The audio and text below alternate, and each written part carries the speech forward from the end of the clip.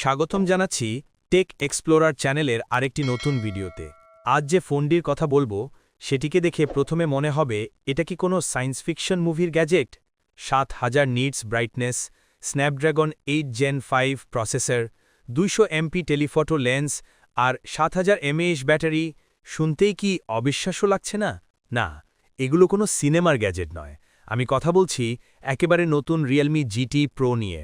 রিয়েলমির সম্ভবত এই বছরের সবচেয়ে powerful over the top flagship smartphone. এই ফোনটিকে ফ্ল্যাগশিপ কিলার বলা ভুল হবে, এটা সরাসরি ফ্ল্যাগশিপ মনস্টার। আজকের এই মনস্টার ডিভাইসটির সম্পূর্ণ রিভিউ দেখব। কাগজে কলমে যেটা দেখেছি বাস্তবে ঠিক কতটা পাওয়ারফুল তা জানব। প্রাইসিং, পারফরম্যান্স, ক্যামেরা সবই ক্লিয়ার করে বলবো। তাই আর দেরি না করে শুরু করা যাক। Design, build quality and in hand feel. আমার হাতে আছে হোয়াইট ভ্যারিয়েন্ট, 8.2 mm থিকনেস আর 218 গ্রাম ওজন।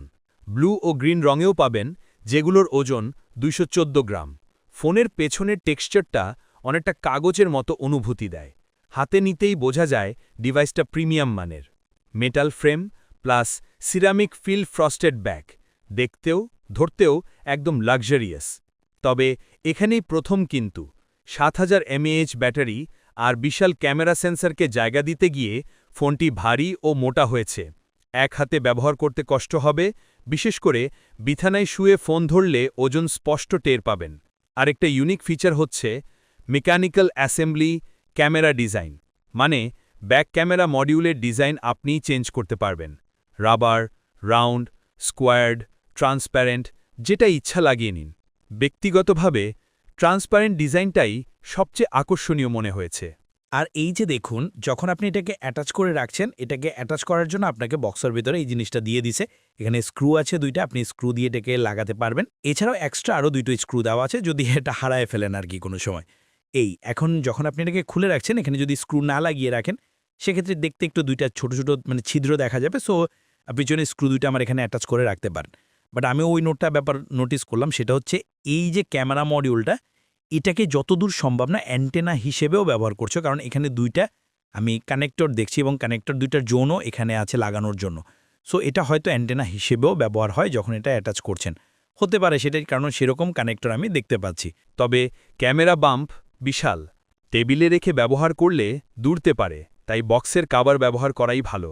পোর্টস, পাওয়ার প্লাস ভলিউম ডান পাশে খুব tactile, dual SIM tray, USB-C ও স্পিকার গ্রিল নিচে।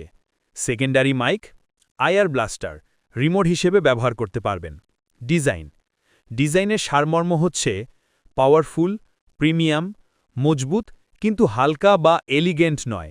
এটা একদম power centric design. Display, the real monster. এখানেই রিয়েলমি জিটি প্রো তার ম্যাজিক দেখিয়েছে। 6.79 inch QHD+, 3216x1440 flexible AMOLED, crystal clear sharpness, 144 hertz adaptive refresh rate, UI, gaming সব liquid smooth. স্মার্টফোনটার ডিসপ্লেকে প্রোটেকশন করছে কর্নিং গরিলা গ্লাস 7 এই জায়গাটা আরও একটু বেটার কিছু আমি আশা করছিলাম, যেহেতু এটা কনফিউশন দিচ্ছে ফ্ল্যাগশিপ কিলার আর ফ্ল্যাগশিপ গ্রেডেড ডিভাইসের সাথে, রাইট? আর রিয়েলমির তরফ থেকেও তাদের ফ্ল্যাগশিপ ফোন। আর IP রেটিংয়ের বেলায় 6869-এর রেটিং আছে।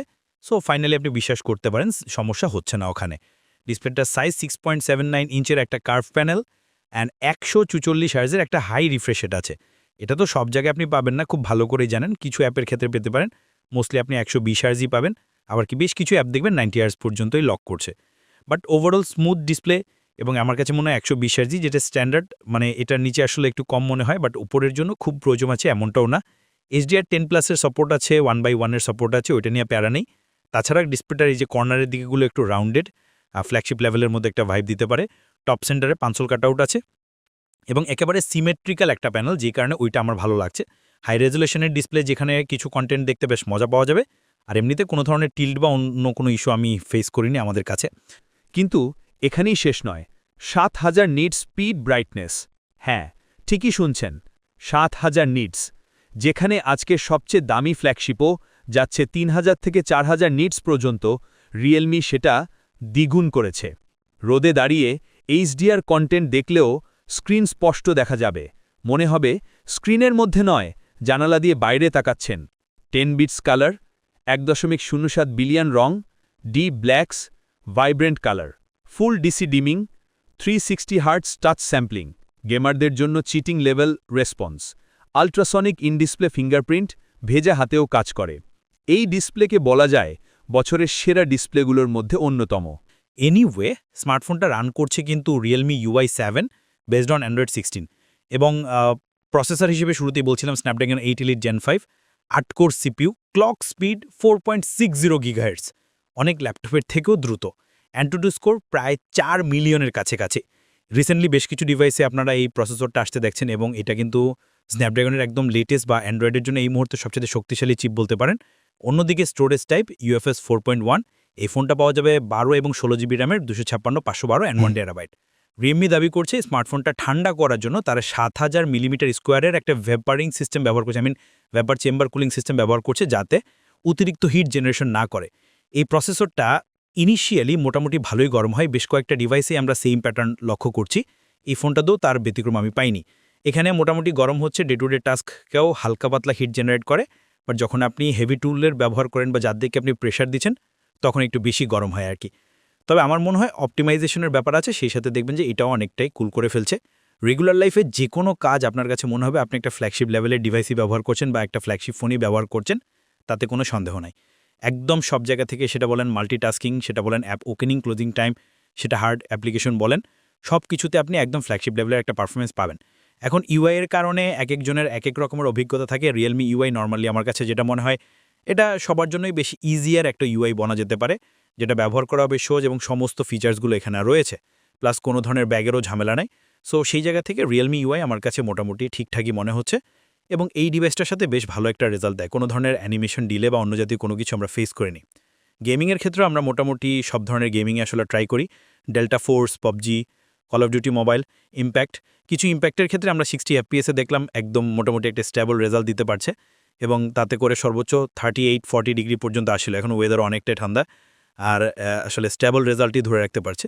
তো এফপিএসের ক্ষেত্রে আমি যদি অ্যাভারেজে বলি, 2-1 যদি টুকটাক নামছে, তাতে করে এটাকে 59-এর মতোই রাখা যেতে পারে, যেটা একেবারে টপের দিকেই বলা যায়। এছাড়া পাবজির ক্ষেত্রে 150 FPS আপনি আসলে কনস্ট্যান্টলি ধরে রাখতে দেখছেন এবং খুবই স্মুথ রেজাল্ট পাওয়া যায় এর থেকে। তাছাড়া কল অফ ডিউটি মোবাইলের গ্রাফিক্সও বেশ দারুণ, খুবই স্মুথ অ্যান্ড 120 FPS একদম লকড বলা যেতে পারে। সো আমার মনে হয় যে যদি গেমিংয়ের জন্য এটাকে চয়েস করতে চান, আই থিঙ্ক এটা নিয়ে অসন্তুষ্ট হবেন না। সবই QHD+ ম্যাক্স সেটিংসেই স্মুথ, থার্মাল ম্যানেজমেন্টও শক্তিশালী। টুকটাক রেগুলার ব্যবহারে যতটুকু হিট জেনারেট করছে, আমার মনে হয় এটা সময়ের সাথে আরও বেশ কিছু স্মুথ হয়ে যাবে এবং আরও বেটার আউটপুট দিবে। যাই হোক, স্মার্টফোনটিতে স্পিকার রয়েছে 2টা, স্টেরিও সাউন্ডটা ভালো অ্যান্ড সেপারেশনও ভালো, প্লাস যথেষ্ট লাউড অ্যান্ড ক্লিয়ার সাউন্ড দেয়। জাস্ট আরেকটু ডেপথ থাকলে একদম ফ্ল্যাগশিপ গ্রেডে আমি কম্পেয়ার করতাম আর কি। আচ্ছা, ফিঙ্গারপ্রিন্ট স্ক্যানারটা এটা হচ্ছে কি আল্ট্রাসনিক, খুবই ফাস্ট অ্যান্ড অ্যাকুরেট রেজাল্ট দেয় প্রত্যেকবারই। সিলিকন কার্বন 7000 mAh ব্যাটারি আছে অ্যান্ড 120 ওয়াটের চার্জার বক্সে পেয়ে যাচ্ছেন, প্লাস 50 ওয়াটের ওয়্যারলেস চার্জিং সিস্টেম। মোটামুটি এই ডিভাইসটা চার্জ করতে আপনারা 50 থেকে 52 মিনিটের মধ্যেই, মানে 50 মিনিটের মধ্যে আপনারা পারবেন 0-100%। তো 7000 mAhকে যদি 50-52 মিনিটে চার্জ করা যায়, এটাও ডেফিনেটলি বেশ ফাস্ট বলা যায়। ওইদিকে 50 ওয়াটের ওয়্যারলেস চার্জিং সিস্টেম, এটাও ভালো। তার ব্যাটারির ব্যাকআপ আপনাদের হাতে সময়, এটাই বলবো 1 দিন প্লাস টাইমই ব্যবহার করতে পারবেন। 7000 mAh শুনে মনে হতে পারে 5000 থেকে তো অনেক বেশি ব্যাকআপ এটার, ব্যাপারটা ঠিক সেরকম না। ওই 8 ঘন্টা 9 ঘন্টার কাছাকাছি আপনারা এসওটি পাবেন, এর বেশি পাবেন না আসলে, কারণ এটার ডিসপ্লেটা অনেক বেশি হাঙ্গরি। দ্বিতীয়ত এর যে অ্যাসোসিটা রয়েছে এটা খুবই পাওয়ারফুল একটা অ্যাসোসি। সো সব মিলে ওই ব্যাটারি এখন মানে আসলে লাগছে এটার উপর, বাট স্টিল হ্যাঁ 5000 mAh বা 6000 mAh এর তুলনায় কিছুটা বেশিই পাবেন। আর হ্যাঁ, বাইপাস চার্জিং টেকনোলজি সাপোর্ট নেয়, সব আপনি চাইলে গেমিংয়ের টাইমে চার্জিং বসিয়েও গেম প্লে করতে পারবেন। তাছাড়া রিভার্স চার্জিং টেকনোলজি সাপোর্ট রয়েছে 10 ওয়াট পর্যন্ত। সো ওভারঅল সব কিছু দিয়ে একটা প্যাকেজ করার রিয়েলমি ট্রাই করেছে এবং স্পেশালিটি হিসেবে আমরা এই জিনিসটা পাচ্ছি, এটা অনেকের কাছে বেশ মজার হতে পারে। বক্সে ফোন, কেস, চার্জার, কেবল, এমনকি একটি স্ক্রুড্রাইভারও পাবেন ক্যামেরা মডিউল কাস্টমাইজ করার জন্য। ক্যামেরা ফিউচার প্রো গ্রেড, রিয়ার ট্রিপল ক্যামেরা সেটআপ। ডিসপ্লের পরে যদি সরাসরি চলে আসি ক্যামেরাতে, রিয়ারে 50 মেগাপিক্সেলের মেইন ক্যামেরা, 200 মেগাপিক্সেলের একটা 3x optical 120x digital zoom সমৃদ্ধ ক্যামেরা রয়েছে, যা মূলত জুম লেন্স। এরপরের শুটার হচ্ছে 50 মেগাপিক্সেলের আলট্রা ওয়াইড 150 ডিগ্রি পিওভি, এটা আলট্রা ওয়াইডে ছবি নিবে। এছাড়াও 32 মেগাপিক্সেলের ফ্রন্ট ফেসিং ক্যামেরা রয়েছে। স্মার্টফোনটা ভিডিও রেকর্ড করতে পারে, মেইন ক্যামেরা সম্ভবত 8K 30, 4K 60, 120-তে, plus front facing ক্যামেরাও আবার 4K 60 রেকর্ড করতে পারে। অ্যাজ ইউজুয়াল রিয়েলমিতে যা আমি লক্ষ্য করছি, এর মেইন ক্যামেরা থেকে যেখানে ওয়ার্মিশ একটা টোন পাওয়া যায়, ডাটা ডিফারেন্স হ্যান্ডেল ভালো, ডেলাইট কন্ডিশন আমরা যে শর্টকাট যেটা ভালো দেখছি, হোয়াইট ব্যালেন্স ভালো আছে, সেই সাথে এক্সপোজার কন্ট্রোলিংও ভালো করার চেষ্টা করছে। কিন্তু আমাকে যদি বলেন কম্পিটিশনে কি টিকতে পারবে, আই মিন ভিভোর এক্স সিরিজের ডিভাইস, এদিকে S25 আলট্রা, ওনার দিকে আইফোন 16 প্রো আর 16 প্রো ম্যাক্স, এদের সাথে কম্পেয়ার করতে গেলে স্টিল পিছিয়ে পড়ে। আপনি কিছু কিছু ছবিতে আপনি কনসিস্টেন্সির একটা অভাব বোধ করবেন, কালারের অ্যাকুরেসিটা একদম অ্যাকুরেট পাবেন না, যেখানে ভাইব্রেন্ট বা একটু ওয়ার্মিশ একটা টোন দেয়, এবং সোশ্যাল মিডিয়া রেডি টাইপ একটা ব্যাপার আছে। তাছাড়া নর্মাল ফোকাসে যখন ফটোতে মানুষ চলে আসে নর্মাল ফটোতে, তখন দেখবেন স্কিনটাকে প্রায়োরিটি দিয়ে ওইটাকে একটু সফট করে দেওয়ার প্রবণতা রয়েছে, যেই বিষয়টা আপনারা হয়তো অন্যান্য ফ্ল্যাগশিপ গ্রেডের ফোনে এরকমটা দেখেন, সব কিছু অফ করে রাখার পরেও এই ব্যাপারটা নোটিস করবেন। সো এই ব্যাপারগুলো একটু পিছিয়ে রাখছে ওকে আর কি ফ্ল্যাগশিপ গ্রেডের ক্যামেরা থেকে। বাট আপনি আবার মজা পেয়ে যাবেন, এখানে যে 200 মেগাপিক্সেলের জুম লেন্সটা রয়েছে, এটা আপনাকে কিছুটা বাড়তি সুযোগ করে দিবে। এই ক্যামেরাটা হাই রেজলিউশনে ছবি নিতে পারে, এবং সেই ছবিগুলো আসলে বেশ ডিটেলস, আপনি চাইলে জুম করে ব্যবহার করতে পারবেন। আফটার জুমিং দেখবেন যে এখানে মোটামুটি বেশ ভালো রকমের ডিটেল ধরে রাখতে পারছে।